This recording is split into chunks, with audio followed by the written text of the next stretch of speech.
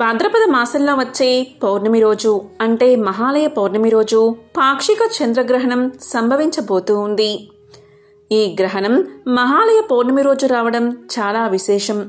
మరి ఇటువంటి శక్తివంతమైన రోజు మీ ఇంటి గుమ్మానికి ఈ ఆకులు కట్టండి చాలు, మీ ఇంటికి ఉన్న అన్ని రకాల దోషాలు తొలగిపోతాయి. అలాగే గ్రహణ సమయంలో వెలువడే విషకిరణాలు మీ ఇంటిపై పడకుండా మీ ఇంటిని రక్షిస్తాయి. అలాగే మీకు నరదృష్టి నరపీడ ఉంటే అవి తొలగిపోతాయి. మరి ఎంతో శక్తివంతమైన ఈ చంద్రగ్రహణం రోజు మీ ఇంటి గుమ్మానికి ఏ ఆకులు కట్టుకోవాలో ఇప్పుడు ఈ వీడియోలో తెలుసుకుందాం. అదేవిధంగా ఈ గ్రహణ ప్రభావం వల్ల ఈ 4 రాసుల వారికి అఖండ రాజయోగం కలుగుతుంది. వీళ్ళు పట్టిందల్లా బంగారమే అవుతుంది. మరి ఇంకో 4 రాసుల వారికి గండం ఎదురవబోతుంది. మరి రాజయోగాన్ని పొందే ఆ 4 రాసులు ఏంటో, గండాన్ని ఎదుర్కోవాల్సిన ఆ 4 రాసులు ఏంటో ఇప్పుడు ఈ వీడియోలో తెలుసుకుందాం.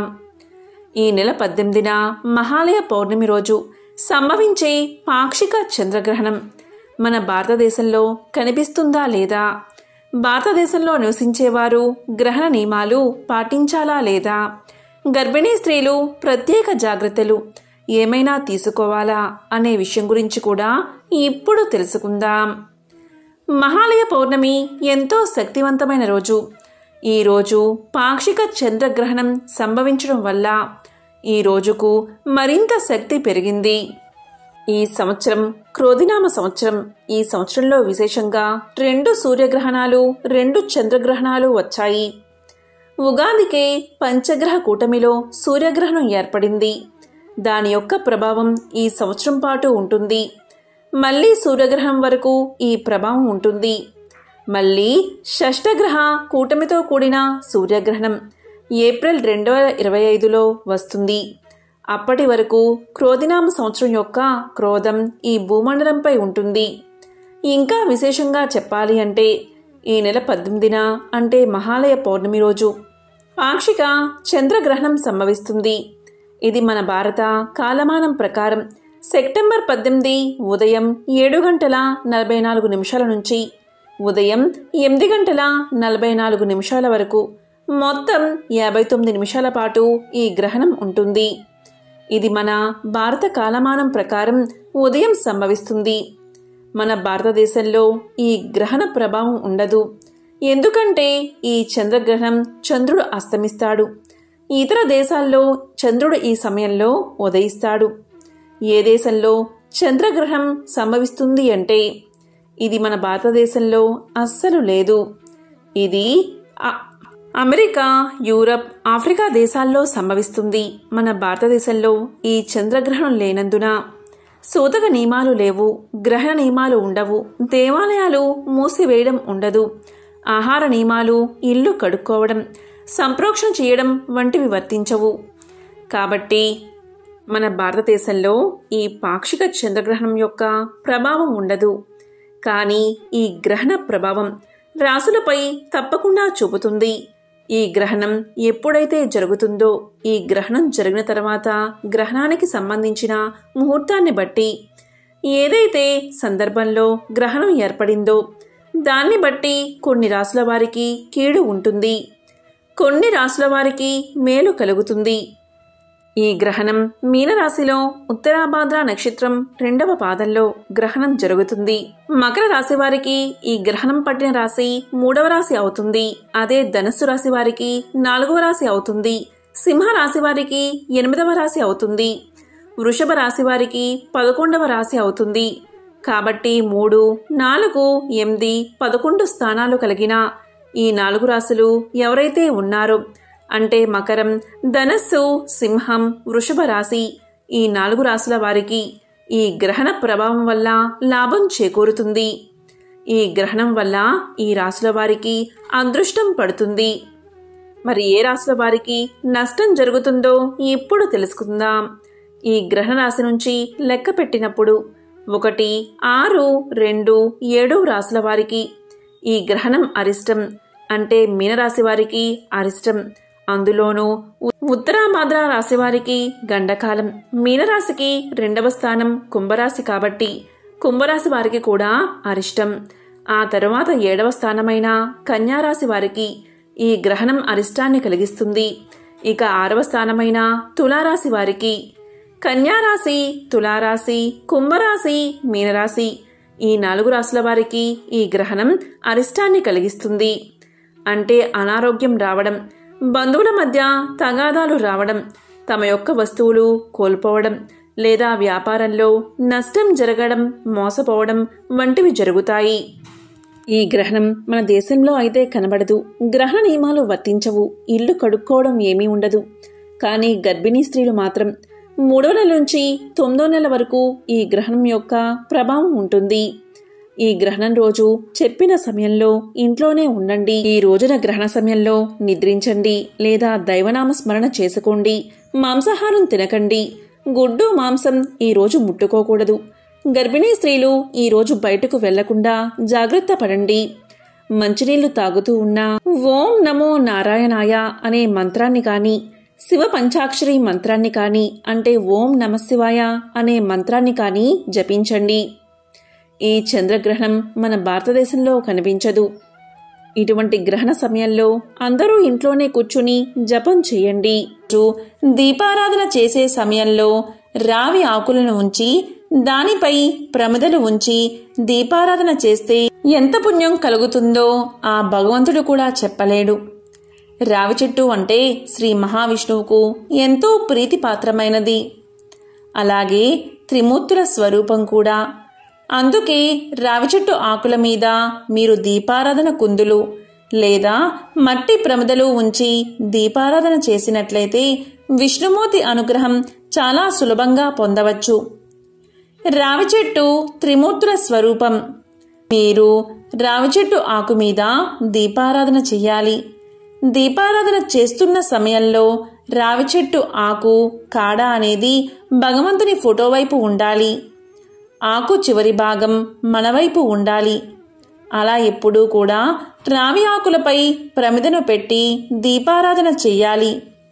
ప్రమిదల్లో ఆవు నెయ్యి పోసి దీపాల్ని వెలిగించాలి. ఇలా చేస్తే చాలు. రాహు, కేతు దోషాలు తొలగిపోతాయి. నవగ్రహాలను సులభంగా ప్రసన్నం చేసుకోవచ్చు. కాబట్టి అఖండ ఐశ్వర్యం ప్రాప్తించి సకల దోషాలు తొలగిపోవాలి అంటే తొలి ఆకు మీద ప్రమిదను ఉంచి దాంట్లో ఆవు నెయ్యి పోసి దీపారాధన చెయ్యాలి. రావి చెట్లు ప్రతి ఊళ్ళోనూ ఉంటాయి. వృక్షాలన్నిటిలో ఉత్తమమైనది రావి చెట్టు. ఎంతో పవిత్రమైనది అని శ్రీమద్ భాగవతంలో సాక్షాత్తు శ్రీకృష్ణ పరమాత్మే తెలియచేశాడు. పరమ పవిత్రమైన రావి చెట్టు కింద పరమ భక్తులైన హిందువులు తమ ప్రాణాలను సైతం సంతోషంగా విడవడానికి ఇష్టపడతారు. రావి చెట్టు విష్ణు నివాసంగా పురాణాలు చెబుతున్నాయి.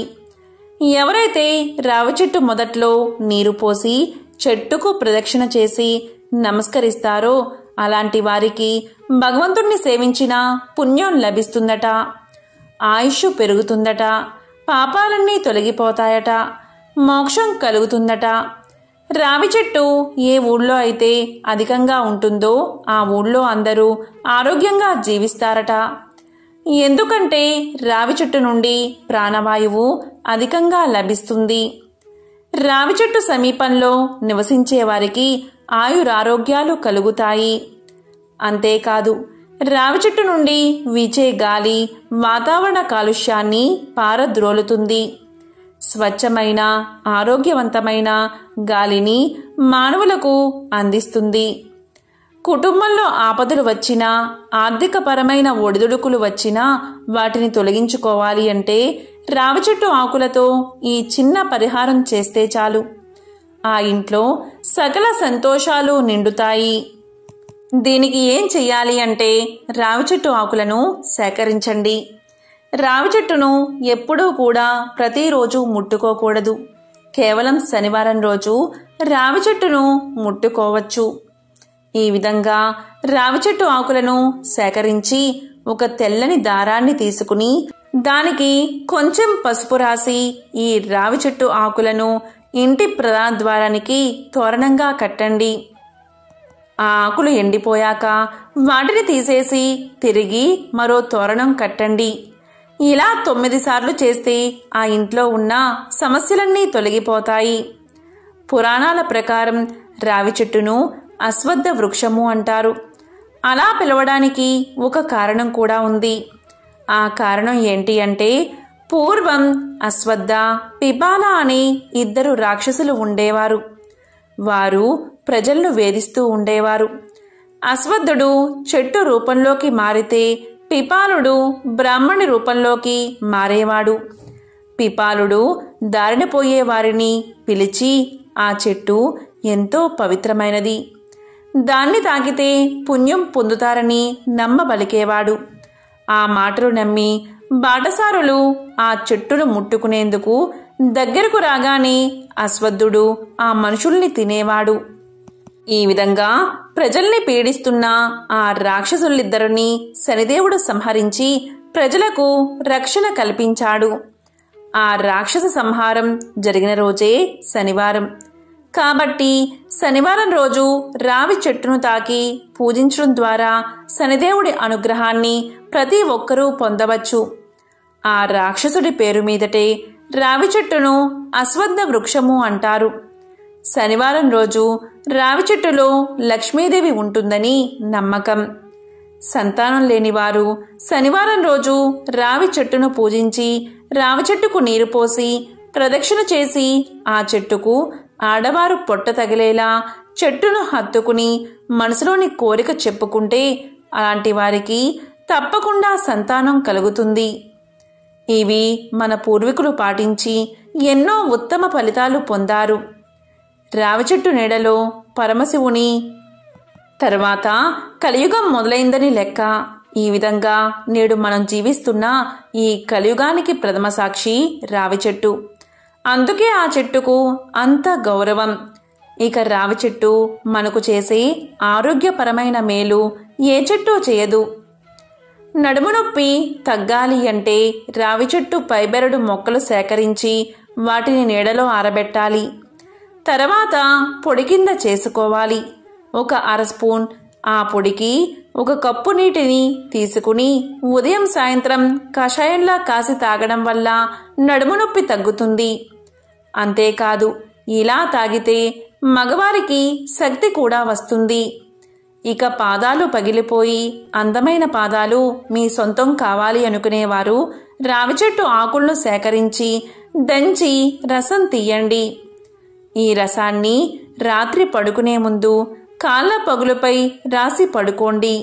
ఇలా చేస్తుంటే కొన్ని రోజుల్లోనే పాదాల పగుళ్ళు తగ్గి అందమైన పాదాలు మీ సొంతమవుతాయి. ఇక దంతాలు గట్టిగా మారాలి అంటే రావి చెట్టు పైబెరడును కషాయంగా కాసి ఆ నీటితో పుక్కిరిస్తూ ఉంటే దంతాలు చిగుళ్ళు గట్టిగా అవుతాయి. ఇక పిల్లలకు పెద్దలకు మెదడు బలం కలిగి జ్ఞాపక శక్తి పెరగాలి అంటే రావి చిగుళ్లను తీసుకుని ఆవుపాలతో కలిపి మరిగించి వడబోసుకుని దానికి పటికే బెల్లం చూర్ణం కలుపుకుని రోజూ తాగుతూ ఉంటే అపారమైన మేధావి జ్ఞాపశక్తి కలుగుతాయి. ఇక నోటిపూత సమస్య తగ్గాలి అంటే రావి చెట్టు బెరడును తీసి దాన్ని అరగదీసి ఆ గంధాన్ని నోట్లో రాసుకుంటే నోటిపూత శాశ్వతంగా తొలగిపోతుంది. నాలుక పగుళ్ళు కూడా తగ్గిపోతాయి. ఈ విధంగా రావి చెట్టు వల్ల ఎన్నో ఆరోగ్య ప్రయోజనాలు ఉన్నాయి. కాబట్టి ఈ నెల 18వ తేదీ ఇటువంటి విధి విధానాలు పాటించి సకల శుభాలను పొందండి. ఓం నమో నారాయణాయ. ఓం నమః శివాయ. ఓం శ్రీ మాత్రే నమః.